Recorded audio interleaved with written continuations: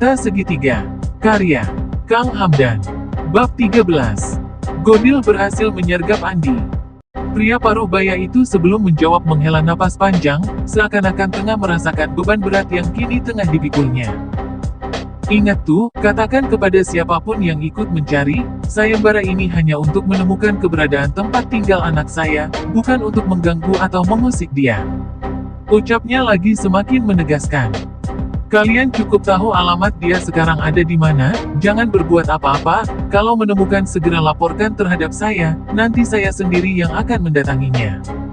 Karto mengangguk, baik Pak. Ia sangat paham keinginan pria paruh baya itu. Untuk saat ini sudah cukup, sekarang kamu silakan kembali ke tempat kerjamu. Baik Pak, Karto segera berdiri sambil manggut, kemudian membalikan badan meninggalkan ruangan itu setelah pria paruh baya tersebut kembali mempersilahkan. Pria paruh baya itu tersenyum namun senyumannya saat itu sedikit getir. Tenang saja anakku. Papa tidak akan mengganggumu, Papa hanya ingin tahu keadaanmu saja, matanya sejenak terpejam. Setelah Papa tahu kamu dalam keadaan baik, Papa akan membiarkan kamu melakukan apapun yang kamu inginkan di luar sana, selagi itu baik buat kamu Papa tidak akan melarang.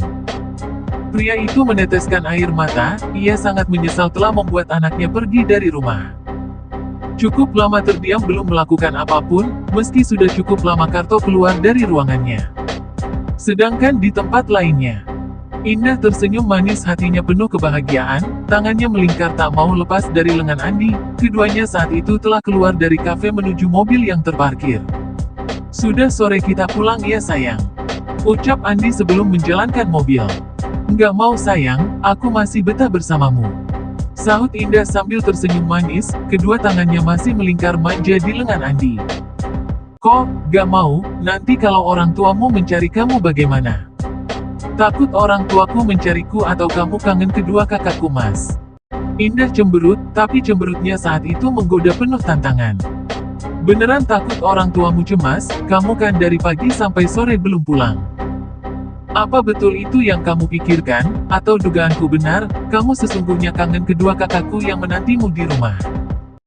Indah menatap Andi sambil tersenyum, walau dia cemburu, ia tidak bisa melarang Andi menjalin hubungan asmara bersama kedua kakaknya, karena sudah jelas terbuka. Pria tampan itu, menyayangi dan mencintai mereka bertiga.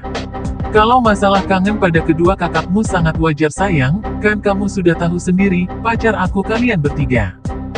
Namun soal tidak enak oleh orang tuamu juga benar, aku takut mereka mencarimu. Ucapnya lagi, setelah sejenak kembali saling berbagi kehangatan kecil. Tapi ingat ya sayang, untuk sementara di depan kedua kakakmu, kamu harus bisa menutupi hubungan kita, karena mereka belum tahu di antara kita pun memiliki hubungan. Indah saat itu hanya mengangguk. Kedua kakakmu hanya tahu, aku hanya pacar mereka saja, kepada kedua kakakmu, aku belum menyatakan aku menjalin asmara dengan kalian bertiga, meski belum ada kata yang keluar dari mulut wanita cantik itu, Indah tetap tersenyum, sebab semuanya telah dimengerti olehnya. Walaupun kalian bertiga itu sama-sama tahu, kalian sama-sama mencintaiku, namun kedua kakakmu masih mengakui masing-masing, aku ini hanya pacar mereka tidak memiliki hubungan dengan siapapun.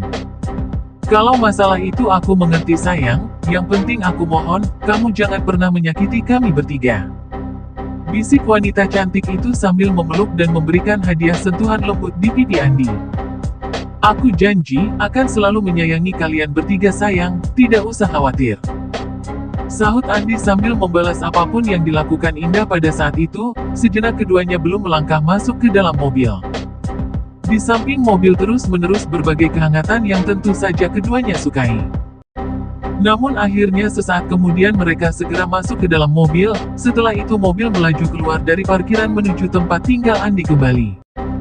Sedangkan Godil dan anak buahnya, mereka sudah tak sabar menunggu di tempat yang mereka anggap sepi dan aman untuk menyergap Andi. Sial, kedua tangan Godil mengepal kuat. Kemana lagi pria brengsek itu perginya, kok lama banget mereka kembali sampai ke tempat ini. Kepalanya menggeleng-geleng, dari tadi mondar-mandir tak bisa diam.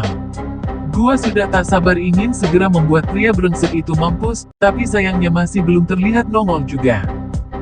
Baru saja selesai ngomong, mukanya langsung sumringah, saat melihat mobil Indah sudah terlihat menuju ke arah mereka berada. Woi segera bersiap, lihat tuh sasaran kita sudah semakin dekat.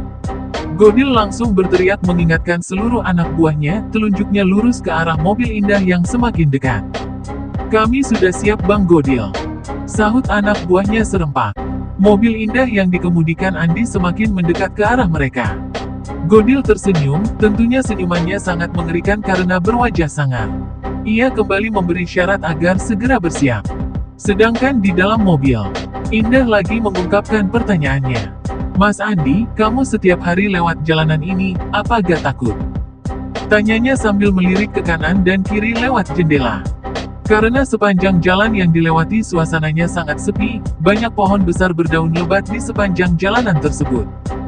Yang kamu maksud apa Indah? Andi bukan yang menjawab malah balik bertanya, tangannya sambil mencubit lembut pipi mulus wanita cantik itu, yang tentunya sudah memberikan sedikit kehangatan baginya.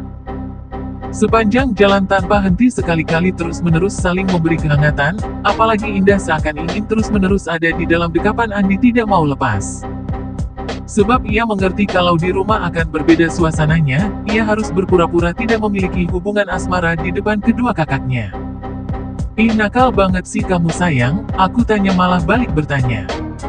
Indah sedikit cemberut menggoda namun kembali tersenyum lebar. Maksud aku begini, ini jalanan kan sepi melewati hutan, sudah aku bayangkan, jika lewat jalan ini saat malam hari pasti menyeramkan.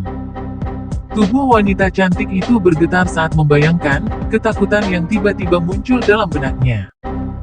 Ah kamu ada-ada saja, jangan berpikir yang aneh-aneh ya, lagi pula aku sudah biasa, alhamdulillah, selama ini aman-aman saja tak pernah menemukan yang aneh-aneh. Ucapnya. Namun baru saja selesai bicara serentak menginjak rem cukup dalam, sehingga menimbulkan suara cekit. Akibat diinjak mendadak tanpa aba-aba dulu. Matanya terbelalak sebab di depan mobil kini sudah ada satu batang kayu lumayan besar menghalangi jalan. Selain itu terlihat 5 orang bertubuh besar sudah berdiri di balik kayu tersebut, terdengar oleh mereka salah satu dari 5 pria tersebut berteriak, tentu saja belum dikenali keduanya, pria itu Godil, ketua perampok yang dibayar Kosim untuk melenyapkan nyawa Andi. Segera keluar kau setan. Andi cepat keluar brengsek. Teriak Godil, sengaja Godil dan anak buahnya menggunakan kayu untuk menghentikan mobil dengan mudah. Andi belum bergerak keluar masih menatap kelima pria itu dengan tatapan tajam, hari itu benar-benar ia sangat terkejut karena baru pertama kali selama dia bola-balik melewati jalanan tersebut, baru hari itu ada yang mencegat. Tuh kan sayang baru aja aku bilang jalanan ini menyeramkan, sekarang terbukti ada yang mencegat kita, aku takut sayang. Indah saat itu memeluk Andi batinnya penuh ketakutan. Tenang Indah jangan takut, kamu diam saja di dalam mobil jangan keluar, kunci mobil ini dari dalam. Ucapnya, namun tatapan matanya tidak mengalihkan kemanapun terus menatap tajam kelima pria bermuka sangar itu. Godil terus-menerus berteriak memanggil namanya. Andi sedikit bingung memikirkan siapa mereka, karena bisa tahu namanya, sedangkan ia tak merasa mengenal mereka semua. Segera keluar monyet. Kalau tidak cepat keluar dari dalam mobil, mobil akan kami hancurkan. Ancam Godil dan 5 anak buahnya. Mas, jangan keluar aku takut. Bersambung. Lalu, akan seperti apa Andi menghadapi Godil dan seluruh anak buahnya? Jawabannya akan kalian ketahui di bab selanjutnya.